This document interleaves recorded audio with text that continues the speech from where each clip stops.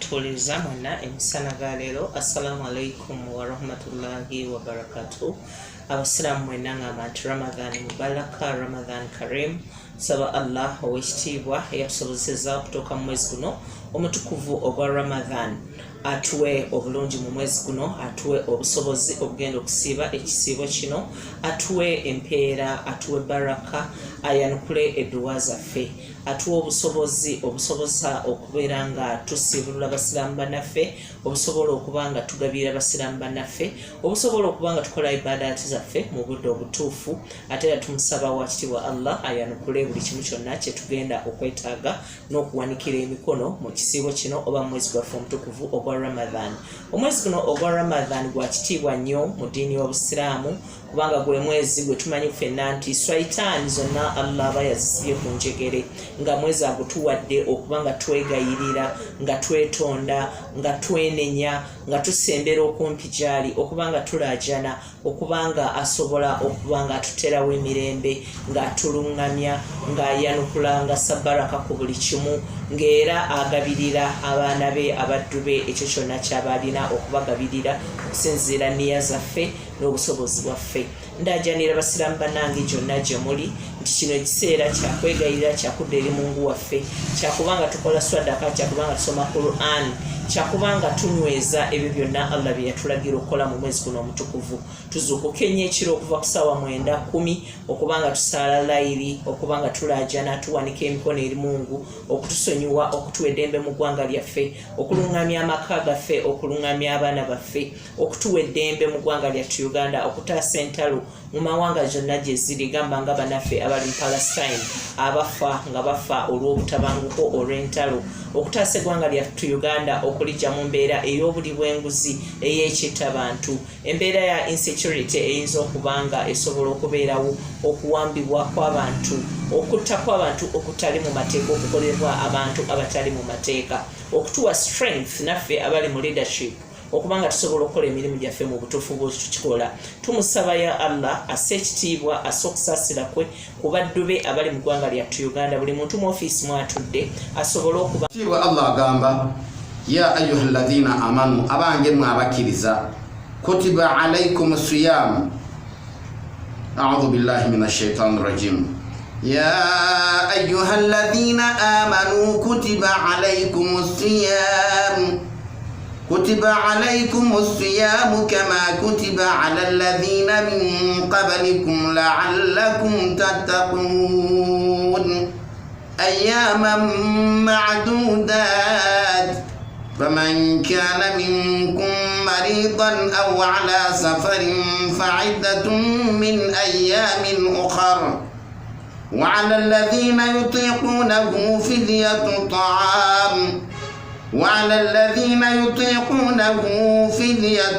طعام فدية طعام مسكين فمن تطوع خيرا فهو خير له وأن تصوموا خير لكم إن كنتم تعلمون.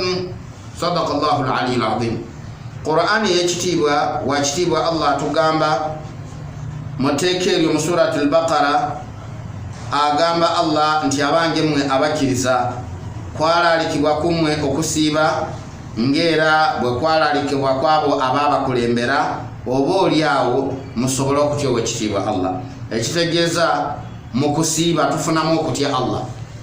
Omuntu yenna buli lwe yeewaayo okusiiba n'amanya nti okusiiba kutuuse n'atwala obuvunaanyizibwa obw'okusiiba aba ajja kuba oba ajja kufuna okutya Allah subhanahu wa ta'ala, ng'era ekyo si kukikola mu mbeera ya lukako wabula ng'okikola olw'okuba nti byebimu ku bijjuza eddiini yaffe. Okusiiba mpagi mu mpagi ez'Obusiraamu. Empagi ez'Obusiraamu ziri 5.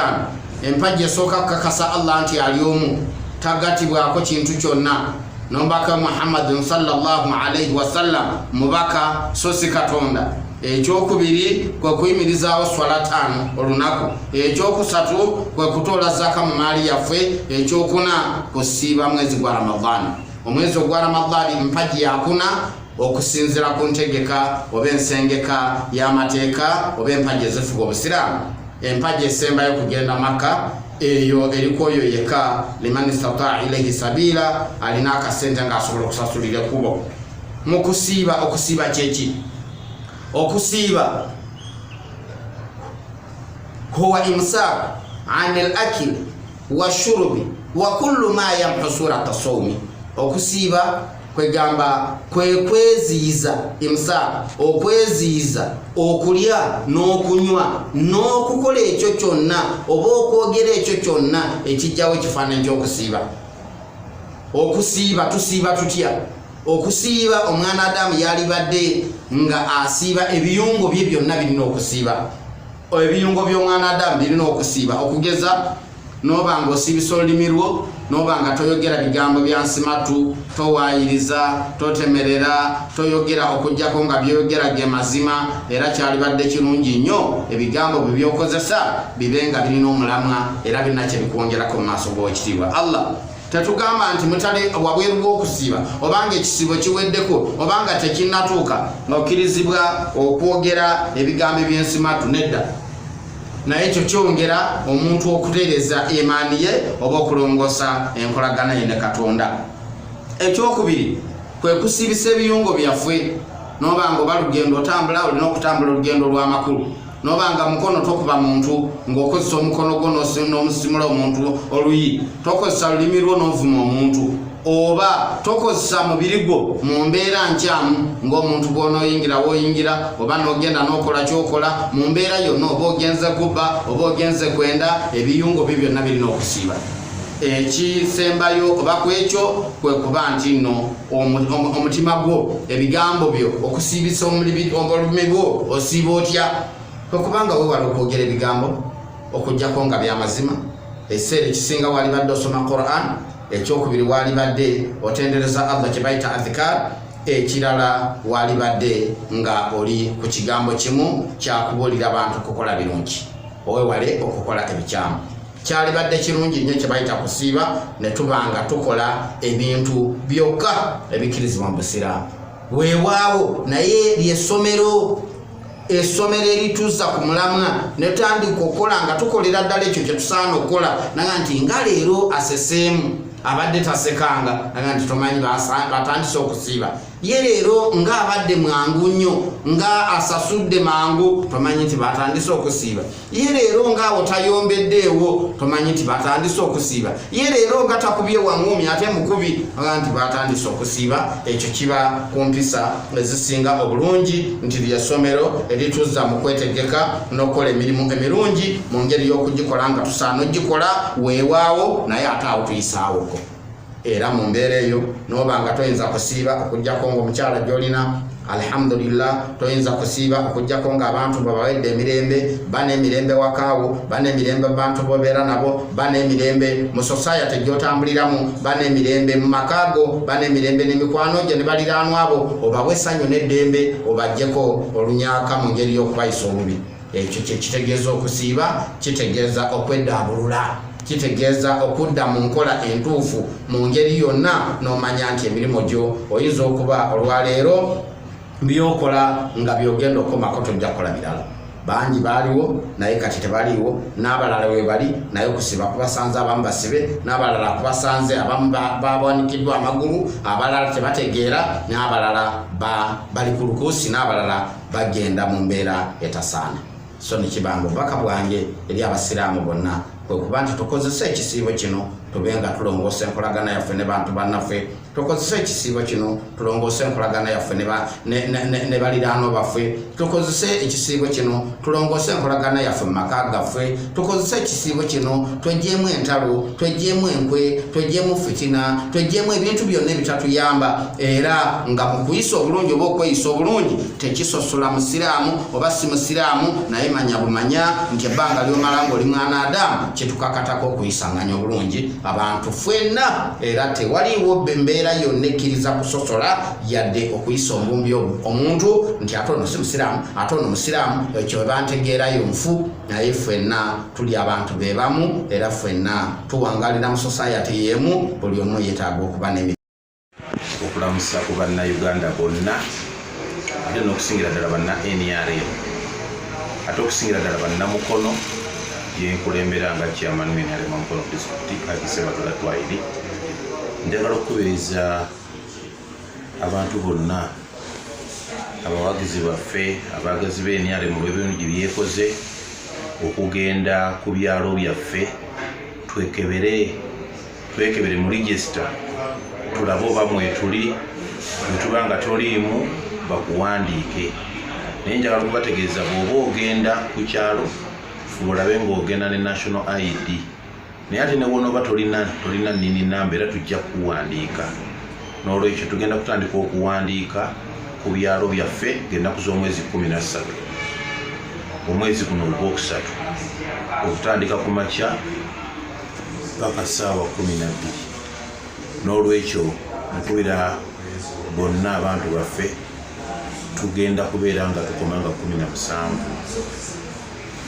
Ensonga eno y'okwezza obujja okuzza enkalala zaffe obujja okutunira ebitabo byaffe kwe kuba nti ne bwe tunaaba tugenda mu kulonda kwaffe okw'obumyufu bw'onooba toli mu ligisa tojja kulonda. Omulundi guli waaliwo abantu ne bajja abodde waliwo okulonda kwa NRM bonna ne bajja ne beeyiwa mu kulonda. Ku mulundi kuno tekigenda kubaawo, ojja kutuuka we tugenda okulondera nga basooka bakukebera bw'onooba toli mu ligisa yaffe tojja kukola ki? Tojja kulonda. N'olwekyo ffe nga banna NRM tufuba nnyo okulaba nti tweteekateeka mu budde tugenda okutuuka ku ssaawa eri nga tukoze eki? Tweteeseteese bulungi. N'olwekyo njagala okubeera bannamukono ne bannayuganda bonna nti tugende ku byalo byaffe tusobole okuba nga twekebera oba kwetuli, ate n'abo betumanyi nti baafa tubajjemu mu ligese yaffe tuleme okubala muwendo tulina omuwendo nga tabala bakola ki? Baafa. Eriyo abantu abasinguse ng'obadde oli mu Mukono ate kati ng'oli Buyikwe oba ng'oli Wakiso. Kati bw'obanga omanyi nti kati wadda Wakiso fuba ogende gye wadda ku kyalo kyo w'osinzira branch yo oba sero yo bakuwandiise, weewandiise. N'olwekyo kijja kuba kimaze okukakatako nti ogenda kuba muloozi. Ate abantu bonna abanaaba bamaze okwewandiisa bajja kufuna kaadi zaffe eza NRM. N'olwekyo tojja n'ogamba chairman ndiwo NRM nnyo njagala kaadi. Bw'oba osuubira okwagala kaadi sooka ogende weewandiise. Kaadi zijja kujja nga zizze ddala nga ziri mu mannya g'abo abantu abakoze eki, kati tujja kugiwandiika buwandiisaawo. N'olwekyo mbakubiriza omukisa guno weeguli ennaku zino 5 kutandika nga 13 ku Lwokusatu tugende tube nga tukola ki? Nga tukozesa, kubanga olunaku lw'enkya Olwokubiri tugenda kuba n'emisomo gy'abaregisitwa baffe mu pate yaffe, tugenda kubanga bonna basoma. Ekyo kusoma kutegeera obulungi ekyo kye bagenda okukola ku byalo byaffe. N'olwekyo mbakubiriza abaana abatebabitegedde bulungi ate batukubira amasimu tusobole okuba nga batunnyonnyola, bakubire bassente baffe ab'amagombolola abasimu, bakwatagane bakyamani baffe ab'emiruka, bakyamani baffe ab'ebyalo gye bali bajja kuba nga babayamba mu exercise eno.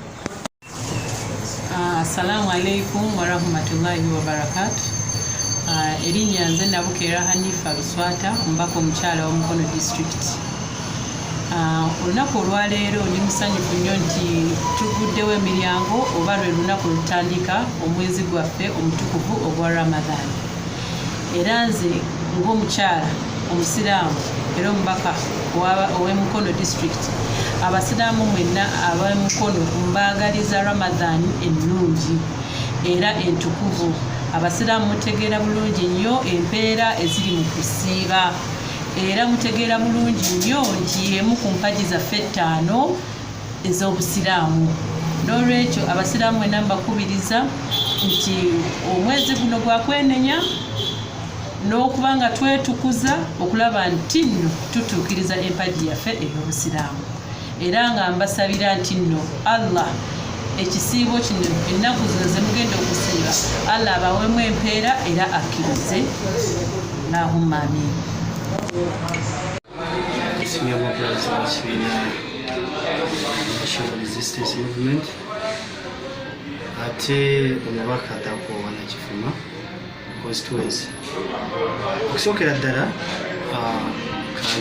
kanjezeze bannaffe abasiraamu kubanga bagenda kuyingira batandisa ekisibo kyabwe era ne mbasaba mwenna gye muli nti bannaffe abo abatandise ate nabo tubawe obwagazi temulimu ebitundu ebimu bosanga nga bali abasiraamu mu kitundu naye nga tebali bulungi tekikugaana kugenda kumusiibulira toli muki yebaza nti ennaku z'omwezi 13 mulindwa bulijjo tulowooza olunaku nti luli wala pulezidenti bwe yali alonkinga update abantu bujjo beebuuza olunaku olutuuka ddi olunaku lutuuze ndoza tubuuza olunaku lumu okka olunaku mulingo lutandike twebaza mwenna abakoze ekisoboka okulaba nga ate exercise eno etambula bulungi kanebaza ssentebe waffe wa disitulikiti wa Mukono Haji Twairi Sebagala akoze ekyamaanyi nnyo okulaba nga abantu bamanyisibwa mu kwewandiisa kuno oba okuzza enkalala obuto batubadde n'okusomooza kw'amaanyi nti abantu abasinga abadde bakandalidde bagamba lwaki enkalala teziddisibwa buto structure zaffe nga nazo tebakyazitegeera bulungi naye kati kano ke kaseera okulaba nga buli omu awulira nga ayagala NRM ate n'oli awulira nga ayagaliza NRM ebirungi ate neyeyagaliza ebirungi olunaku luno nga lutuuka nga 13 mugende muwandiisa ekiseera kijja kutuuka ntanya okugamba bannayuganda bangi nti okuwandiisa national ID bwe kwatandika abantu bangi baali okunyooma naye kati essaawa eno buli kintu ekyobuvunaanyizibwa wetaaga national ID nekalya NRM ejatuuka ekiseera nga bw'oba olina kyoyagala ng'olina okugikola ki okugijjayo n'ogiragayo so nkose omukisa guno muwandiike twebaza chairperson wa NRM nti General Kaguta Museveni nti yawadde omukisa n'abapya kakati bwe mubanga mugenda okuzza enkala obupya naye waliwo abapya abadde mu bibiina ebyenjawulo nga gw'owulira nti NRM kyekibiina kyolabamu omulamwa kyolaba ekikukoledde kyosobola okuyingiramu n'okola ebyobufuzi ebirungi ssentebe wa NRM General Kaguta Museveni yawadde omukisa nti wajja kubeerawo okuyingiza abapya wajja kubeerawo ekiwandiiko an affidavit declaration ng'ogenda ng'okirayiramu regisita bw'analaba nga ddala osaanidde ojja kuba oyingizibwa mu regisita ya NRM then ofune kaadi era bangi badde beebuuza kaadi za NRM tuzijjawa kati kano ke kaseera kubanga tewagenda kubaawo mukisa mulala gwonna ogenda genda mu ofisi ya NRM ng'onoonya kaadi ya NRM olina kumaka owandiisa mu regisita era guno gw'omukisa olaba nga ofuna kaadi eya national resistance movement